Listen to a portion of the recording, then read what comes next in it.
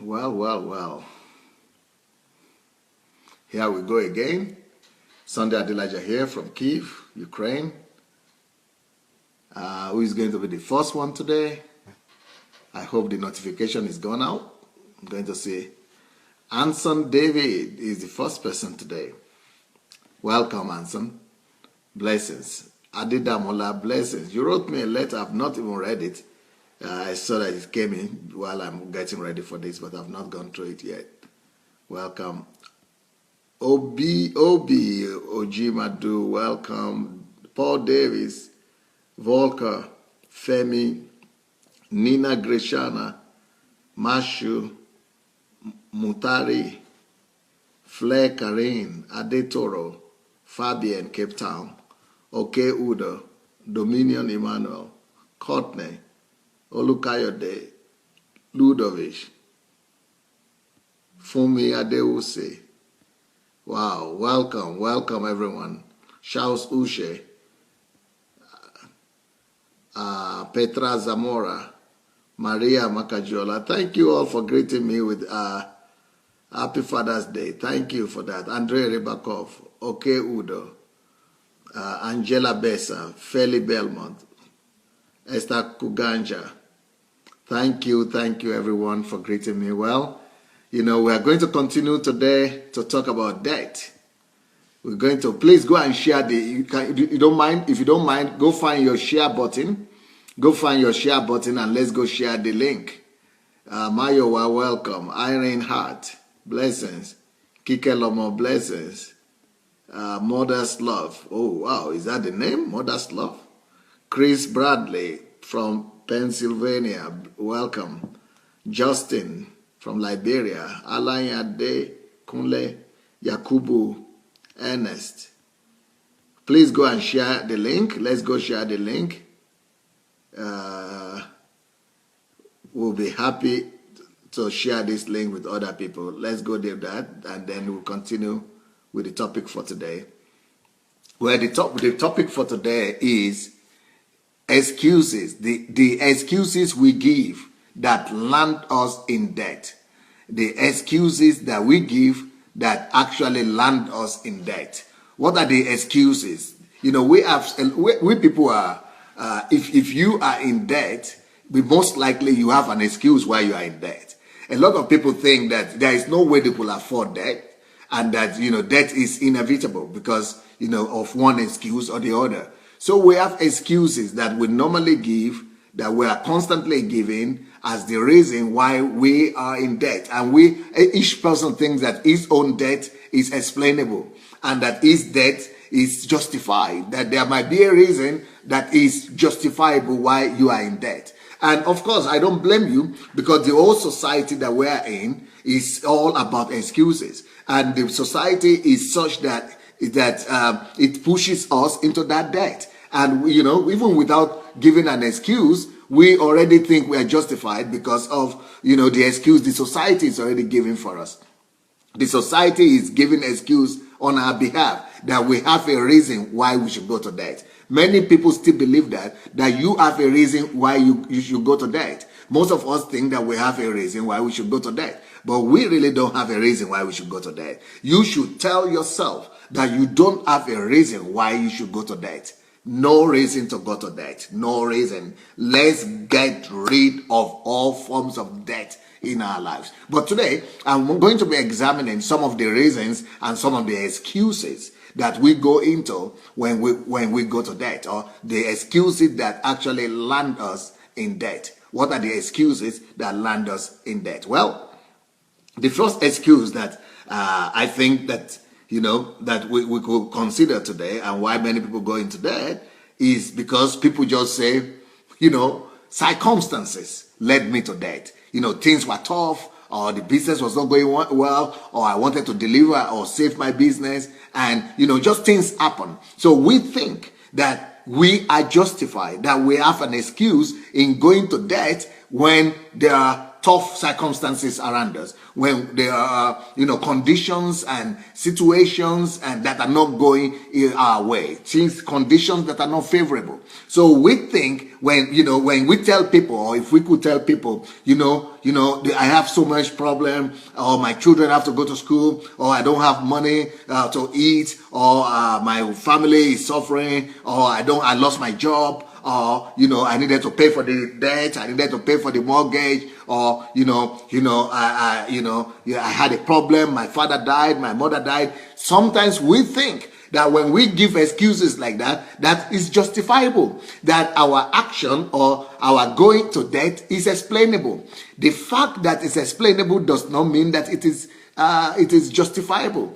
Going to debt is not justifiable. And so if you are one of those people who say, I was just unlucky, I went into this business, it was a bad business, and I was unlucky. Some of you think that you are in debt today because you are unlucky. No, sir. No, sir. I'm sorry. No. I'm sorry. No, sir. You are not in that debt because you are unlucky. No. You are not in that debt because you are unlucky. You are in that debt because of your decisions. Yes.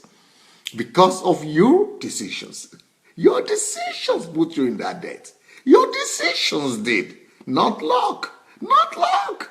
Leave luck alone. Leave luck out of this. Leave luck out of this. Leave it out of it. Leave it. It is your decision. It is your decision that landed you in that trouble. It is your decision that landed you in that debt. And anything that makes you to go into debt is definitely your decision. It's not about luck. And it's not about circumstances. And it's not about the situation that you found yourself in. It's not about what didn't go right, what went wrong, or what didn't go right, or what didn't go as you planned. Well, it is still your decision to go into that debt. And even if it's a circumstances or situation, you still have to take responsibility.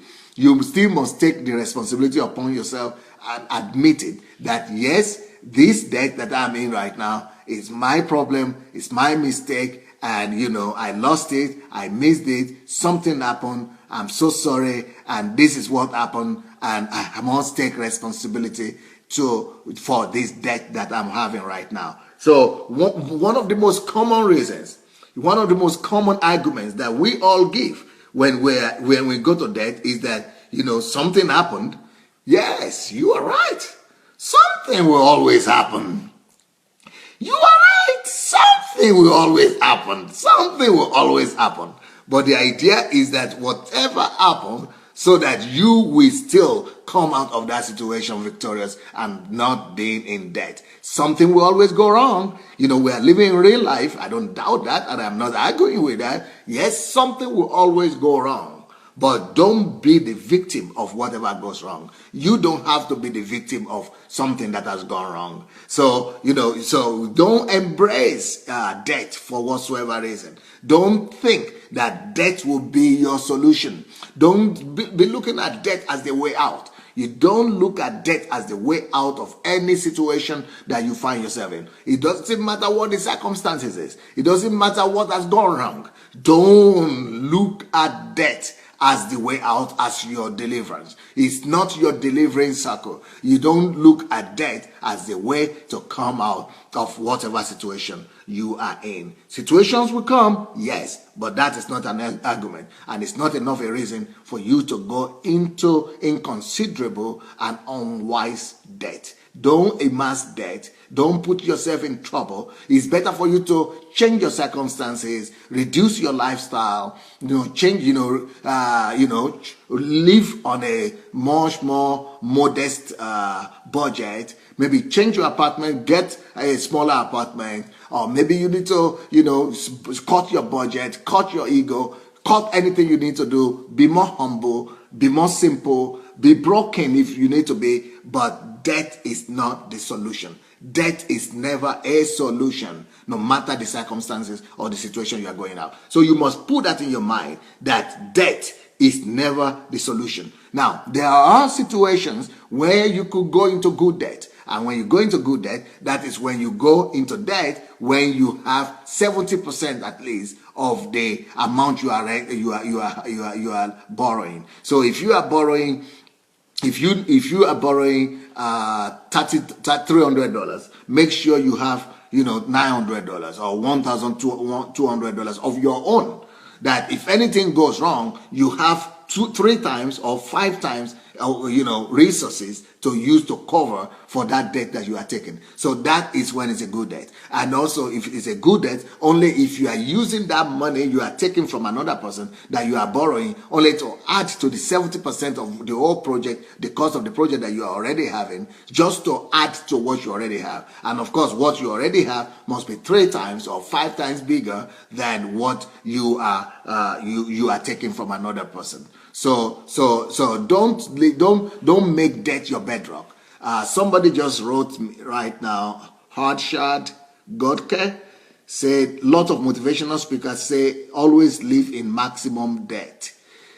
Well, yeah, those are motivational speakers, but I'm not a motivational speaker as such. I'm a speaker of truth. I'm a speaker of truth. So I'm telling you the truth. And because people have thought like that live in maximum debt, and many people have gone into debt, that is why many people went into trouble when the crisis of 2008 came. That crisis made a lot of people to lose their properties, to lose their houses, to lose everything they have worked for their whole life, because they had to, forfeit all of them because of the debt they were living in.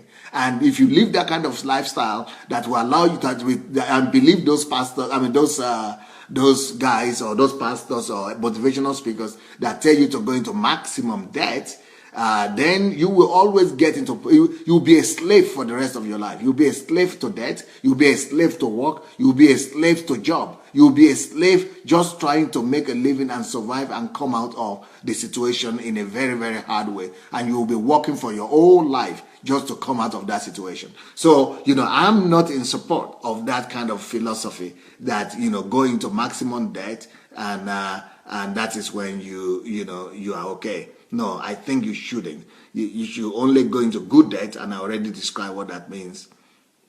Yeah, debt is never the solution for whatever you are going through. Cut your budget, slice your ego, slice your salary, cut your appetite, cut your taste, cut your desires, and reduce everything to minimum level. That is a better way to come out of the complex situation you are going into, rather than to go into debt. Then the argument that I was just unlucky.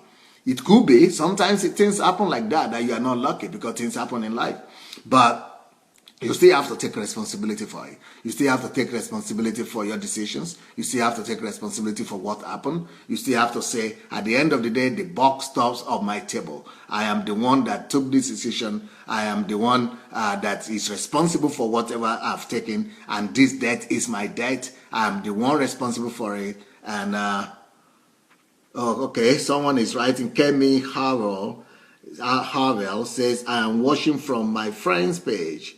Oh, okay, it's Yetunde writing. All right.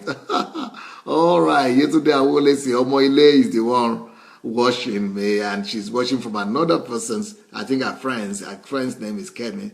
So it's actually Omoile that is there. All right. Greetings to you there. Anyway, so so the idea is, don't go into debt no matter the situation. Don't think that debt, some people look at debt as their quick fix solution. And there are a lot of people like that in the world. They are looking at debt as the quick fix. If anything goes wrong, and they just go into debt, and they see that as the fast way out, fast quick solution. And that solution is a deadly solution, because it's going to put you into trouble, and it's going to put you in a vicious circle that will make you to be going from debt to debt. And then you'll never be able to live in liberty and freedom. And when you are in debt, you are a slave. You are a slave to the debtor. And you are a slave to the world system. Not just to the debtor, you are a slave also to the Uncle Sam and to the system of this world, because you have to now go and sell yourself to working all day, all year, until you pay the debt. And because you are owing somebody money, or you are owing the government money, or because you are owing the bank money, you cannot go and obey God anytime. You cannot just say, okay, God is telling me now to go and become a missionary in the Philippines or in Malaysia or in Africa. You cannot do that because you must pay your debt. And for you to pay your debt, you must remain in the country. You must keep on working. You must keep on going to sell yourself to the slave master. You must go and get a job, and you must remain in that job until you cover your debt, until you pay all your debt. Otherwise, you'll be in trouble. So you are tied down. You are tied down to that job. You are tied down to working. You are tied down, and you are by being tied down that way, then you will never be able to please God. So God will never be able to be your priority in life. God is no more your priority, and the desire to please God is no more your priority. Your desire now is to pay your debt. So instead of your desire and your passion and your life to be about God, about pleasing God, about looking for His will and how to fulfill His will and how to find His purpose and how to fulfill His purpose, instead of you to think about God and how to please Him, how to fulfill His purpose from morning to night, and for that to be the centrality of your life, now you cannot afford to do that because of your debt. And so you are now thinking of the money that you are owing that person, and you are thinking constantly about that person that you are owing, and you are asking the person to help you, and you are or you have to forgive you, or you are working to give them money bit by bit or part by part. So your thoughts, instead of them being on the purposes of God, on the will of God, is now constantly on this thing, on the debt, how you are going to work to make the money come to pass, how you are going to get the money, how you are going to work with second job or third job, how you are going to explain to the person you are owing. So your life has been captivated by debt. Debt captivates you. Debt imprisons you. Debt, actually makes you a dependent. It puts you in bondage. So instead of you to be in bondage to God, instead of you to be in bondage to the will and purposes of God, instead of you to be addicted to the kingdom of God, instead of you to be addicted to doing His will, you cannot do that anymore because you have somebody looking for you. You have someone knocking on your door at the odd hours of the day trying to get their money back. And that's what debt does for you. And especially if it's a debt to the bank or to the credit card company, then you are even more in trouble because they can track you anywhere in the world. And so so debt is never the way out. You don't look at debt as a way to resolve your circumstances or your situation that you are going through. Better cut your expenses, better cut your taste and your appetite, but don't go into debt. So that's one of the arguments that people use, that's the reason why they are in debt, because of such situation that is beyond their control, because they are unlucky. But those are not enough. What are the other arguments that people use why they go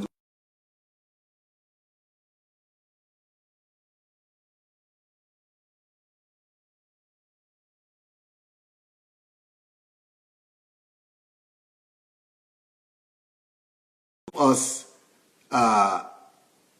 have opportunities presenting themselves to us? And opportunities are a great thing. And life is about opportunities. And thank God that God could bless us and provide us with opportunities. But most of us are normally not ready for the opportunities. We are normally not ready for opportunities when they come. So because we are not ready for the opportunity that when they come, as a result, we go and say, okay, this opportunity I must not miss it. And because you don't want to miss that opportunity, you begin to run helter-skelter. You begin to run from one person to the other, trying to borrow money because you had not prepared. What does it mean to be prepared for the opportunity? Let's say that you had been saving on a regular basis, or maybe it's even 10% of your income or 30% of your income. I would recommend you to keep on saving 30% of your salary every month. You must save 30% as the minimum.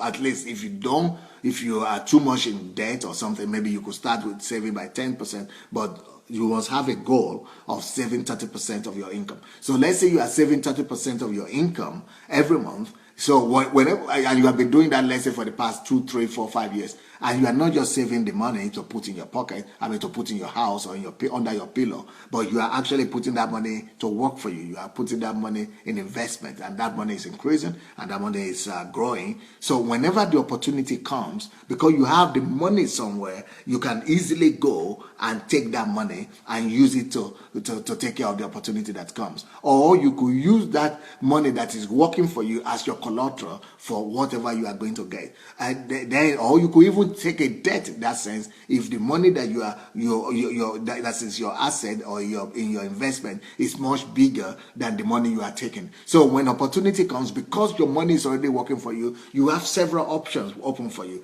You know, a lot of people think that they are not lucky in life, and they say, why am I unlucky? Well, somebody said, I discovered that, when I'm ready, when I'm prepared, when I work 18 hours a day, and when I've always do what I need to do, I'm always lucky.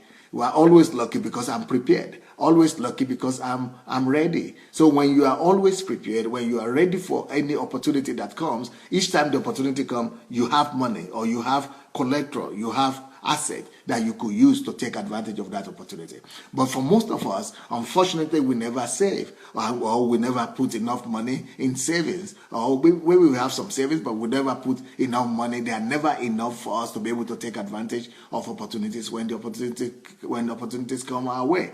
Or because we don't put our money in investment, our money is not working for us, our money is not growing all the time. We normally spend most of our money. So when opportunities come, and most opportunities that come in the area of business, they need investment, they need money, they demand money. Opportunities will always demand money. And if you didn't have money working for you, if you didn't have assets working for you, if you didn't have collateral or things that you could use as collateral, and if you didn't have money that you've already saved, or money that are in your investments, you don't have anything to take advantage of the opportunity. So yes, so that is another reason why a lot of people go into debt, because they said, I must take advantage of this opportunity. Oh, this is a great opportunity. Yes, and it could be true. Maybe you actually have a great opportunity, but because you are not prepared, not just being prepared.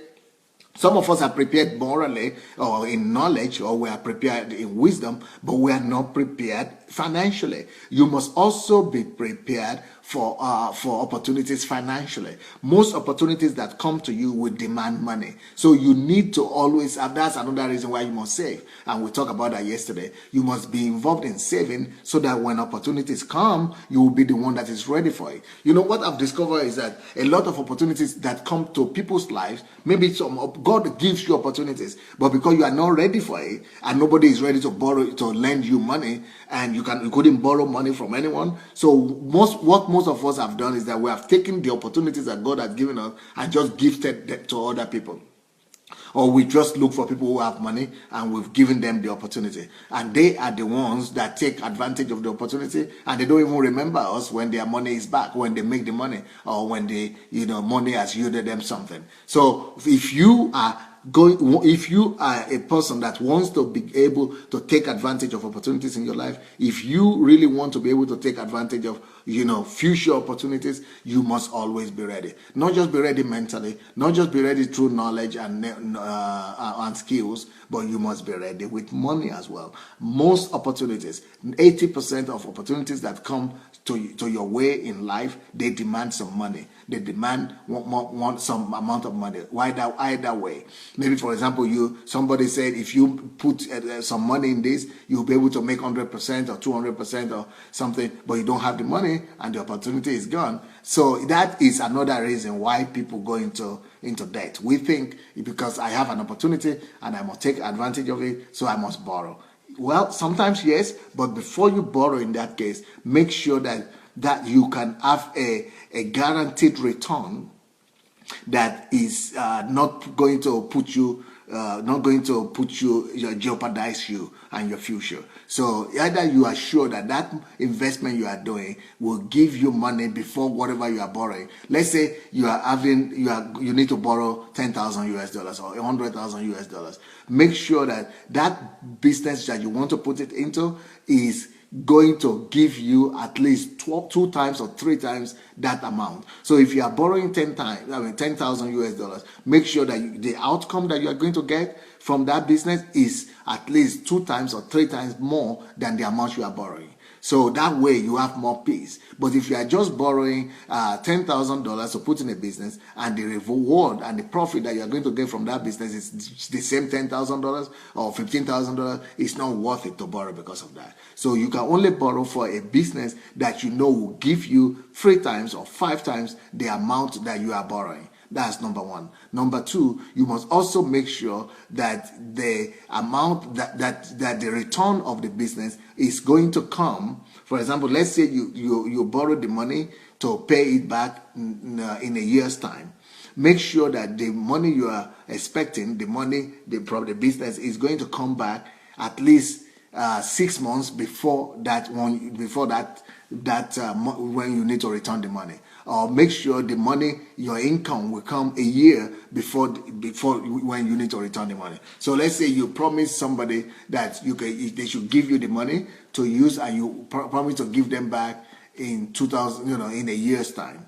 Then you must make sure that the business and the investment you are putting your money in is going to give you, is going to at least have, you have a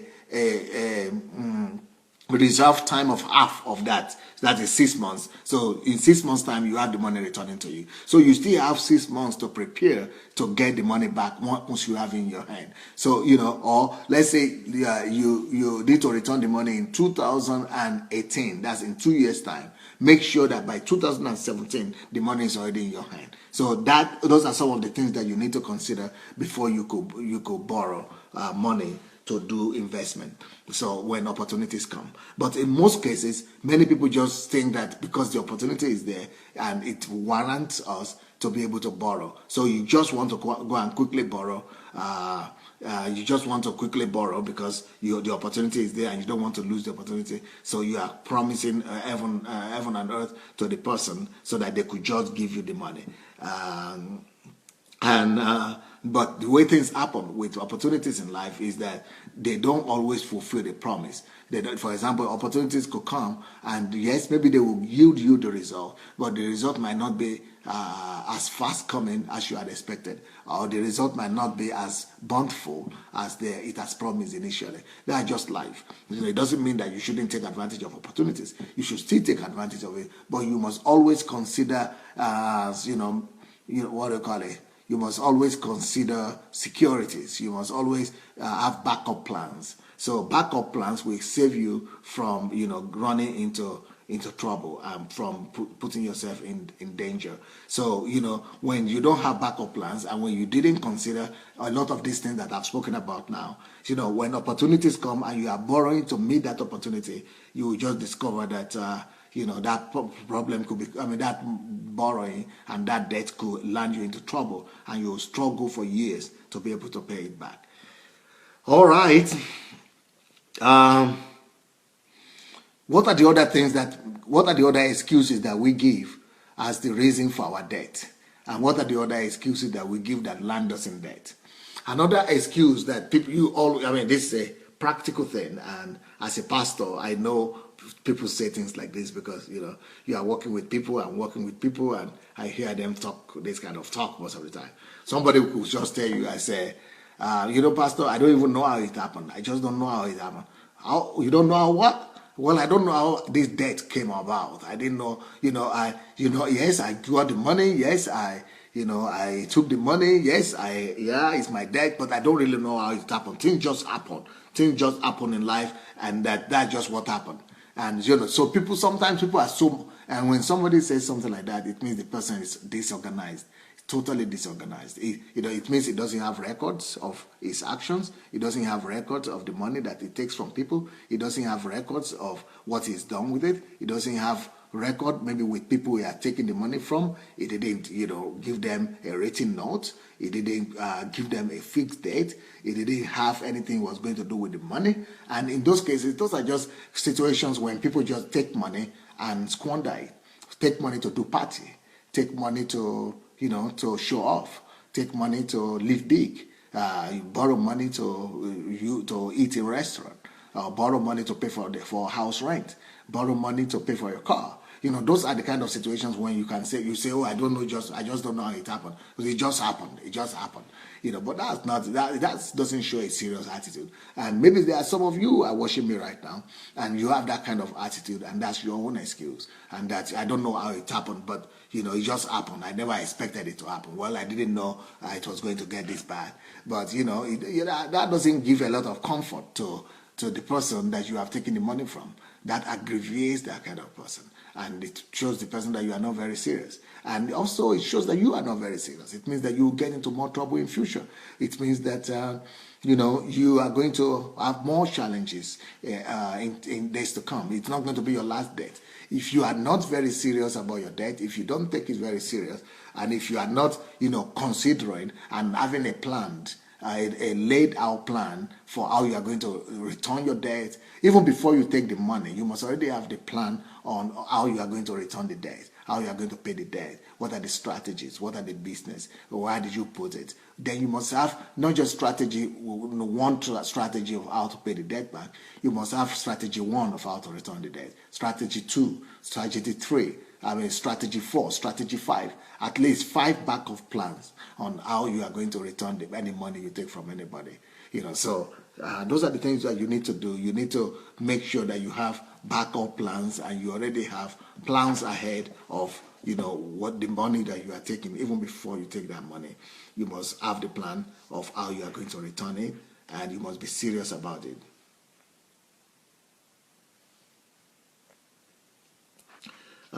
Shirley Simpson Brewer is saying, until recently, I didn't know that a lot of stores make more on their credit cards than on what they sell. So they make more money on their credit cards, store credit cards, than they make on what they sell to people in those stores. You see, never keep a balance on store cards. This person never kept a balance on store cards. I didn't hear all your messages then, but you have great advice. Thank you.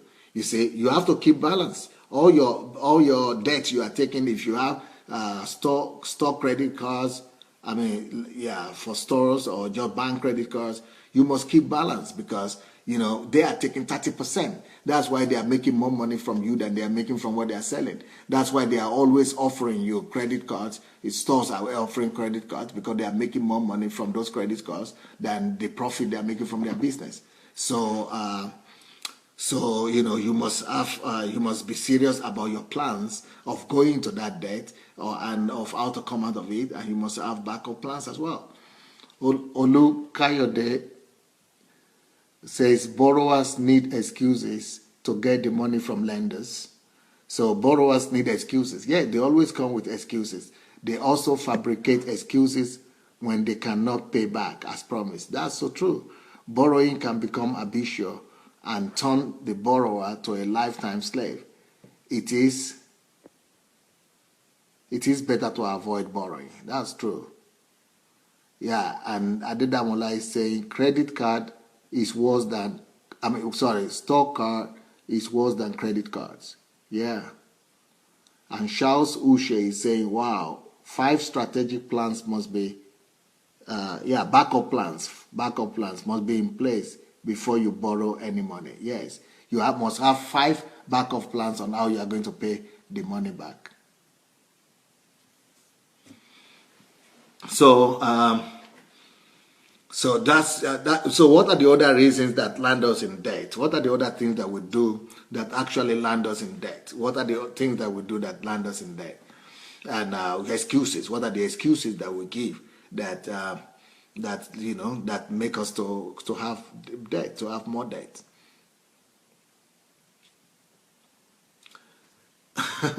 This is also a very common excuse that people give. A lot of times people say, well,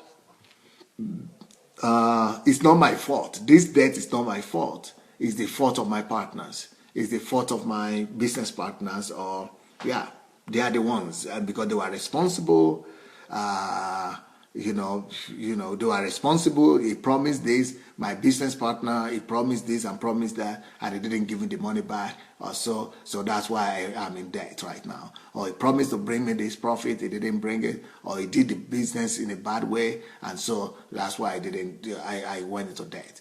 But if it's your partner, it means that you are supposed to take some responsibilities on that business, on yourself. It means that you are supposed to know at least what's going on, and you must have a say in that business. So if it happened, even though it could be the fault of your partner for real, but you still must bear responsibility. You still must take the responsibility upon yourself why that thing happened, and you must come through and come clean to yourself that you didn't do what you need to do, or you did some things wrong, and you only put the responsibility on your partner, and you didn't do your own part of due diligence. You didn't control what was going on in that company or in that business, and so you didn't know when the company went into bankruptcy.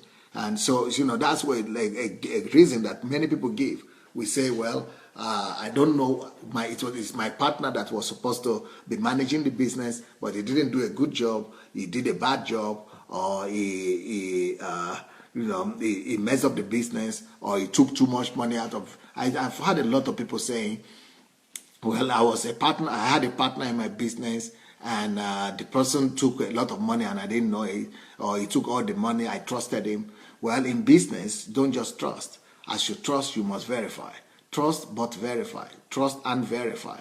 And so because you did not verify, maybe that's why you lost the money. So yes, it's the fault of your partner, but it's also your fault. It's also your fault. So some of those excuses that we give, they land us in debt. And when you say, well, it's not my fault, it's the fault of my partner, he took the money from the business, or he didn't tell me, well, it means that you have a fault there as well. So, come to facts, come to terms.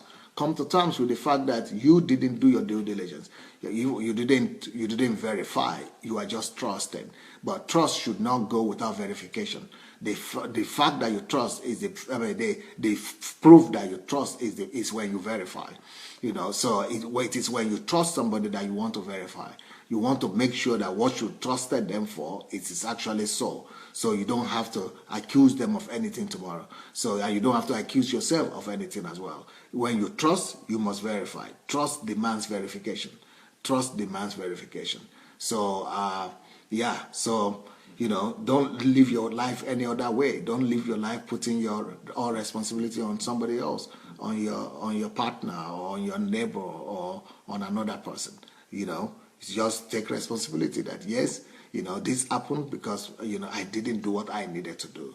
And my partner messed it up, or my business partner didn't do what he needed to do, or he took all the money, or he stole the money, but it's my fault. The buck lands on my table. The buck lands at my doorstep.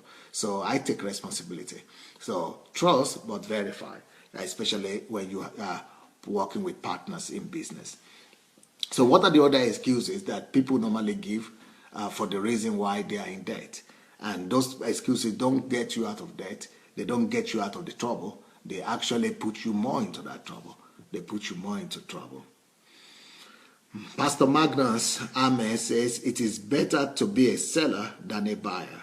It's better to be a lender than a borrower. Let's build our goals on being a seller and lender, and run away from being a buyer and borrower. Brilliant. Okay, so what are the other things that we say? What are the other excuses that we give that put us in more debt and put us in more trouble rather than help us to resolve our debt problem? Some people think that they have an excuse for debt, and the reason they give is a very popular reason. Many people talk about this argument, this reason, this excuse as the reason why they are in debt.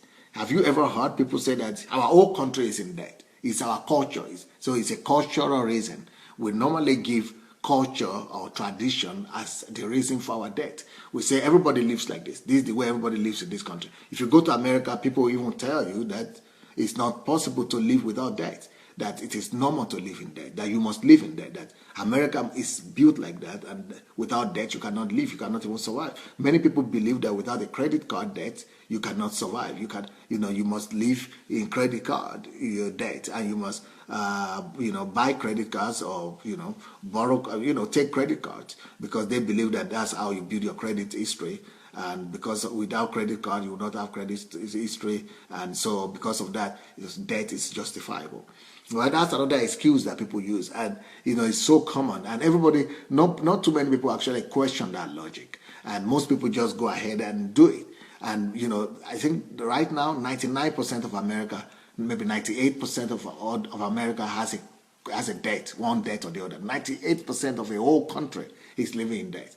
Either they are living in mortgage debt, or they are living in credit card debt, or store card debt. Almost the whole country is living in debt. That is so bad. That is horrible. And it has become a culture, and people have come to accept it. But I tell people, don't use credit card. Always go for debit card. Use debit card instead of credit card, because, credit cards have a way of, laying siege for you. It's like a landmine. It's going to explode one day. Something is going to happen to you one day. Maybe you are going to get old, or you are going to get sick, or you are going to, well, you need to obey God. If you need to obey God, you can never do that, because you are on debt, because you are having credit card loans or store loans or all these loans, and you have to pay for them. So you cannot go to Guatemala as a missionary. You cannot go to, even now, I'm gathering a team of 2,000 people from all over the world to go with me to Nigeria. Because I want to go and bring about transformation and reformation in Africa, especially if you are a retiree or you are a pensioner and you want to do something with your life. You want your life to count. You want to contribute something to humanity before you leave this world. If you are that kind of person, if you really want to, and if you really want to, contribute to your world and to, make the world a better place, maybe you want to join my team. I'm going back to America. I'm going back to Africa after living in Europe for 30 years. And, I want to see transformation in Africa, and in Nigeria in particular. So if you are interested in that project, it's called Nigerian Transformation Project. You want to write to me, or if you want to know more about it, you could go to my blog, SandeiAdelajablog.com. The SandeiAdelajablog.com. Then you'll see the banner there on Nigeria. So go to that banner, and then you'll see more information. Or you want to fill the form out from that blog, or you could write to me to pastor@godembassy, godembassy1word.org, pastor@godembassy.org. But it's better for you to go to my blog, SandeiAdelajablog.com, and you go to the Nigeria banner, and then press it, and you fill the form out, and we'll send you more information. And you also could order for the newsletter. But if you want to know more about Nigeria and how I'm proposing to solve the problem in that country, you can get this book on Amazon, Nigeria and the Leadership Question. So if you want to reach me personally, my email is, again, pastor@godembassy.org. Pastor@godembassy. God Embassy is one word, godembassy.org. Anyway, so what I'm trying to say is that if you are in debt, you will not be released. You can never be released to go and do what God wants you to do. And we are created to be in this world by God in the first place. He sent us to be in this world to do His purpose. So you must be free. You must be released. You must be free enough to be able to obey God at any time. You must know that nothing is holding you back. It's not credit card loan holding you back. It's not, nothing is holding you back from going to obey God. So you must be willing you must set yourself free, so that nothing else is holding you back from going to obey God. And for that to happen, you must not be in debt. If you are in debt, even if your whole country is in debt, if your whole culture is in debt, you don't have to be in debt. Because you always must remember, you are here to please God. You are here to follow God's calling upon your life. So you don't want to be in debt, because you don't want something to hold you back, so that anytime God calls on you, you'll be able to go and do whatever He wants you to do. Susan Price Redfern says, always wait and pay cash. Don't allow instant gratification to put you into debt. What may look like a good deal with credit will always hurt you financially unless you are responsible with credit. Yeah, that's so true what she's saying. That's so true what she's saying. She has more to say. And for you to be responsible with credit is so rare. That's so rare because so much temptation. And you end up in worse shape than before you borrow the money. Unless it's an investment, like a house that will gain value over time. A car loses value the second you drive it off of the car lot. Clothes on credit lose value as soon as you walk out of the store and wear it. The credit companies are the only ones who make money off you and save. So you need to save as well. A rainy day will always come eventually. Save your money and you won't be scrambling for money and not being a panic trying to find money. Any kind of credit requires responsibility and accountability. If you cannot be responsible with credit, don't use it and never co-sign for anyone. It could be your end. It could be you that ends up paying the debt. If that person you co-sign for stops paying, then the credit company will come after you to pay off the debt for something you don't even have. And it will cause resentment and hard feelings. Ooh, that's a lot of advice there from, this is Susan? Yeah, Susan Price. Susan Price, brilliant, brilliant. Good thought, good thought. Yeah. So you need to set yourself free so that you'll be able to obey God whenever God calls you to obey Him or whenever God wants to send you to somewhere. Okay. John King says, I spoke with you at Pastor Festus Adelaja. Yeah. And at the United Nations at the US. Since then, I've lost contact with you. I could not get it. Oh, right. I just gave you my contact now. I hope you got it. If you didn't get it, go listen to the tape again. So you can write to me. No problem. So, okay, this person is asking, can one borrow to float a business? Yes, but I've spoken about that earlier. It means you just came in. So you need to go listen to that message again because I don't want to be repeating myself because I've given the answer even today already. So if you are the type that is always blaming the country that you live in and say that because that's the way it's obtainable, you see, that's Susan. I'm sure she's writing from America.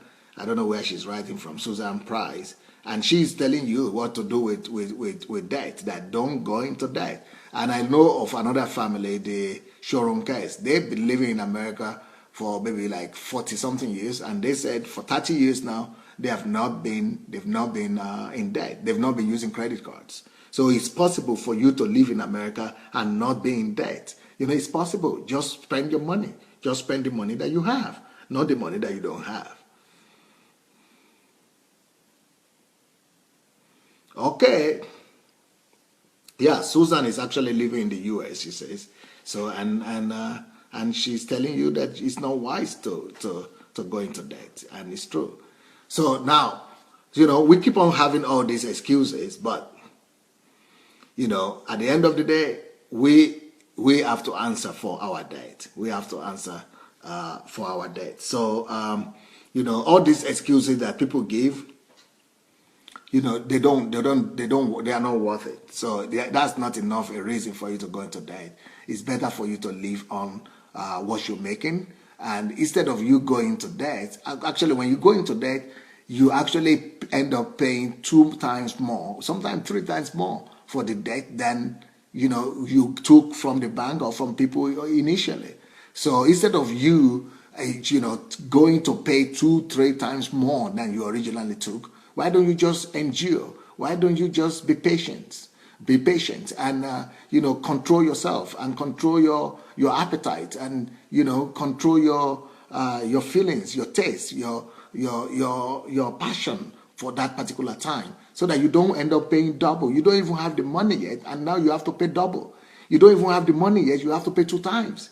I mean, it's not even logical. You don't have $10,000, but somebody, and you want somebody to give you that $10,000 so that you pay $20,000, but you don't even have the $10,000. So that's why debt doesn't make sense unless it's a good debt that is for business. Okay, I spoke about good debt already today, and the bad debt I also spoke about it, a few days and today as well. So don't live your life for other people. Don't live your life as a slave to other people. But it's even horrible now. It's one thing for you to be a slave to people, but when you are a slave to a system, ooh, those systems are pitiless. They will not have mercy on you. They will wreck you. Especially those credit card companies. They will just destroy your life. And banks. Banks are not your friends. Banks are not your friends. Banks will ruin you if you are not careful. So be careful about owing banks money, and be careful about owing money to institutions. Institutions will destroy you. They don't care for you. They don't have your interest in mind. They have their interest in mind, and they are going to do everything to get what you have and to take everything from you.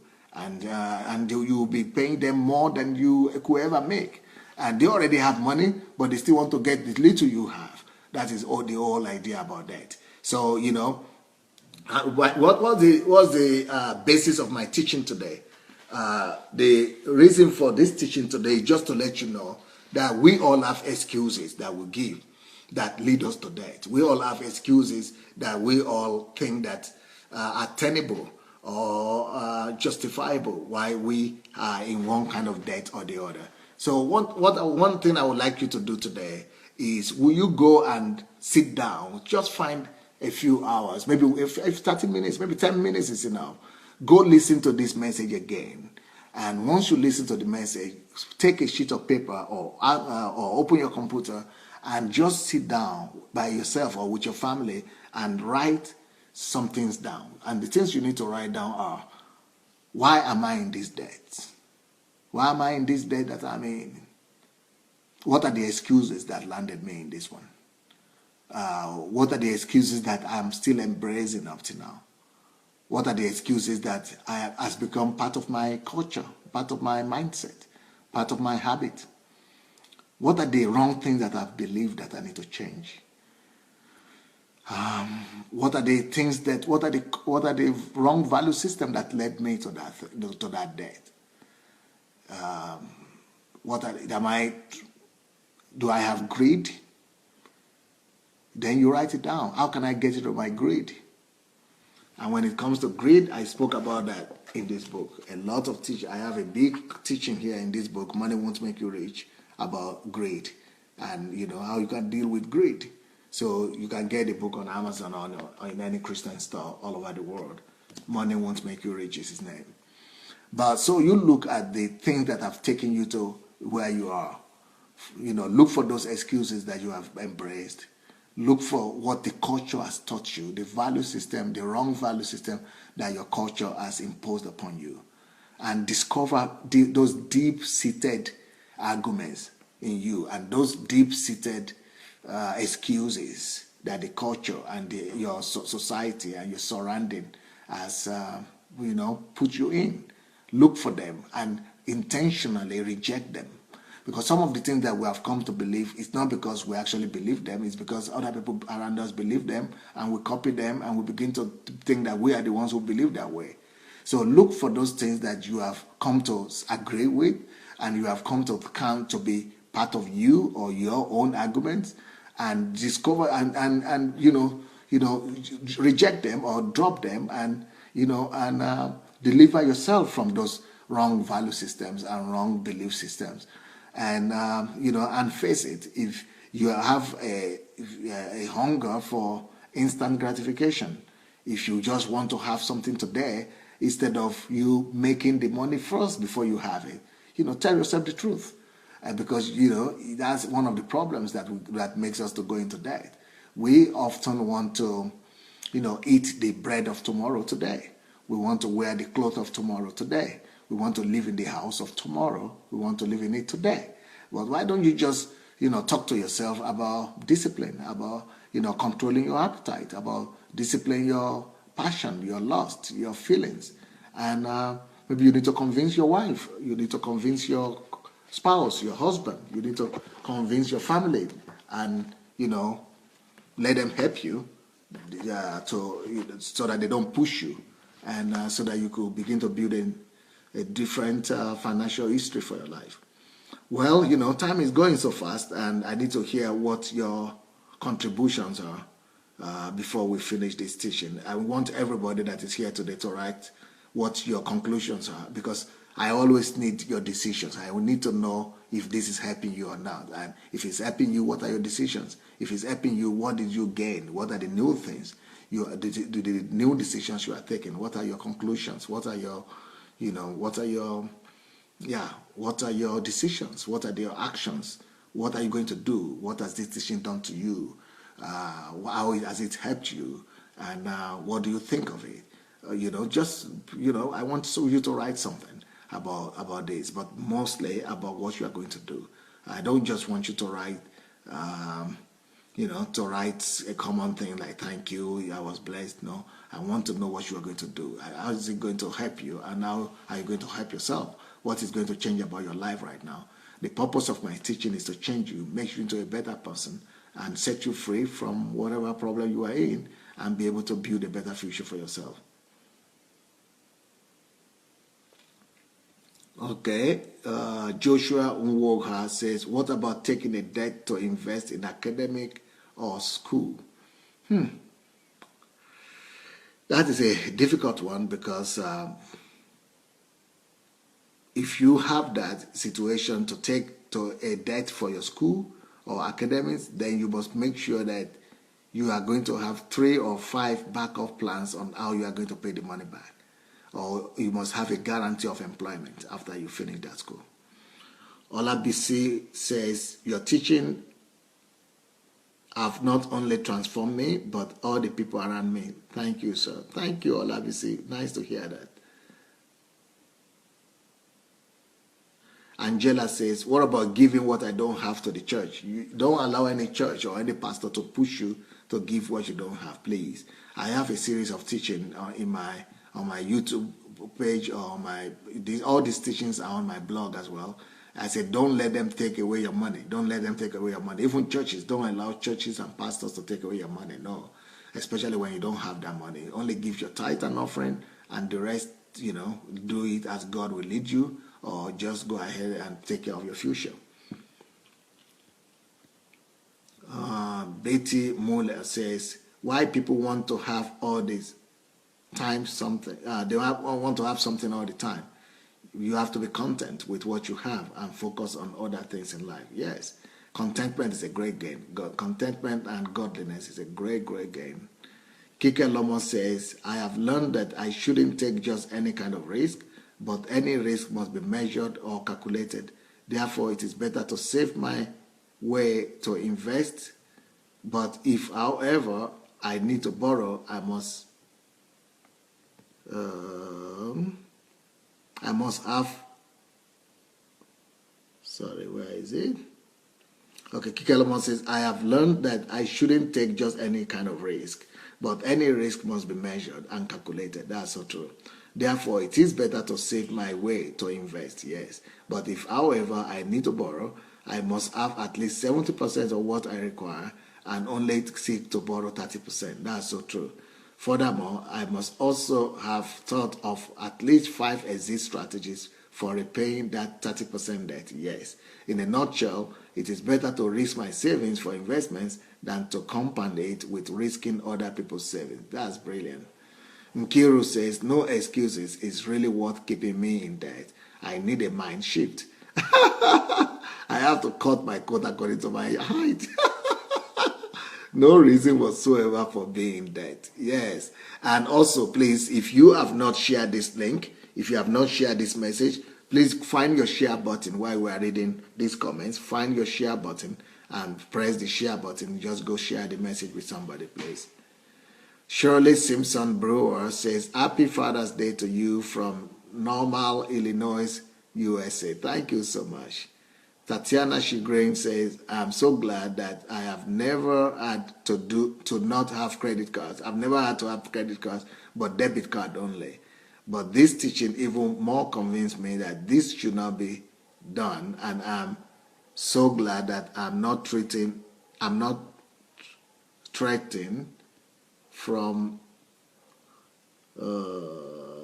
any illness, yeah. But doing right now prevent the death trap in my life. Thank you, sir. Esther says, my decision never to entertain any form of excuse for bad debt. Yes. Cecile, I will just be content with what I have. Stop all the credit and buy cash. My life is transformed. My husband is greeting you, Pastor. Thank you, Cecile. Volker says, stepping up with discipline.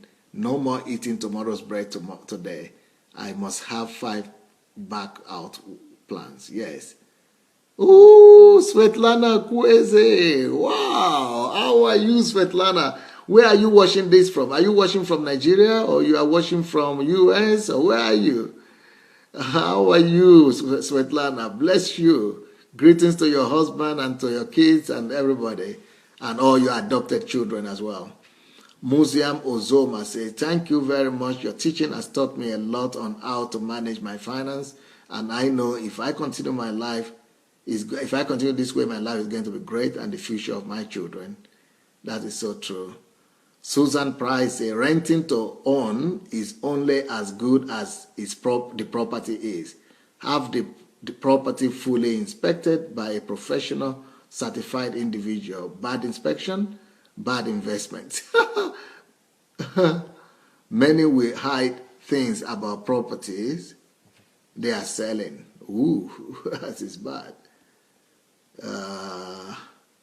Spend the money to have a proper inspection and get the inspection in writing. If something goes wrong later, you can hold the sellers and the inspector responsible for paying for the damages. Don't get stuck with a poor purchase because you are in a hurry. You don't need student loans either. It's totally possible to work and go to school. Brilliant. Why graduate already in debt before you have a job? Oh, that is so good. I did it and have 2 licenses. Wow. Thank you so much, Susan. Charles Ushe says, Pastor, this is not just a course in financial education. It's also a course in integrity. For example, have 5 backup plans when you are borrowing. Thank you, Pastor. Camel Robilo says, thank you, Pastor. Sharing God's wisdom in you. Indwelling is in me to follow is leading. God is using you. God, glory to God. Well, thank you, everybody. Our time is up today. Tomorrow we shall continue. Let me see. Joy Ifeoma is writing. Joy Ifeoma Magical Maduka is saying, let me see what Joy is writing. I love your teaching regarding giving to church. I often feel guilty not giving other forms of giving aside tithe and offering. I will be content with what I can give at this point and give as I am led. Thank God.